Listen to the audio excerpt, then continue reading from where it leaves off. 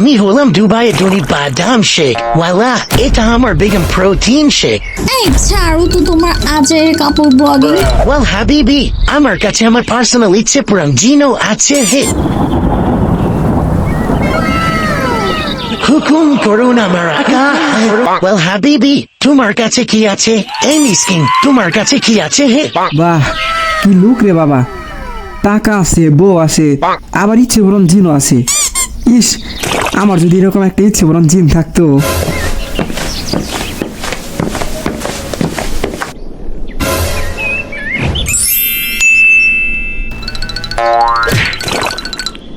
সুবহানাল্লাহ, আমি হচ্ছে বরণ জিনের প্রদীপ পাইছি।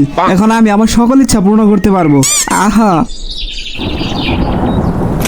হুকুম করুন আমার আকা। আহা, এখন আমি আমার সকল ইচ্ছা পূর্ণ করতে পারবো। আমাকে আমার ক্রাশের বাড়িতে যাওয়ার শক্তি দাও জিন।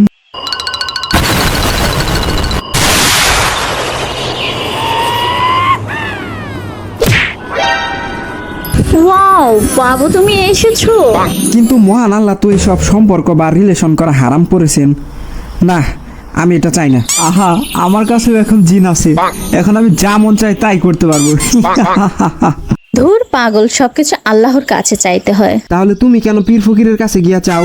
আরে প্রয়োজন পড়লে তো পীর ফকির বাবার কাছে যাইতেই হবে, এসব তুই বুঝবি না। কিন্তু আম্মু, মহান আল্লাহ তাআলা বলেন, সুতরাং আল্লাহর সঙ্গে তোমরা অন্য কাউকে ডেকো না। সূরা জিন আয়াত নং 18। কি কইলি? 10 মাস 10 দিন ধরে পেটে ধরছি তোর কাছ থেকে জ্ঞান শোনার জন্য।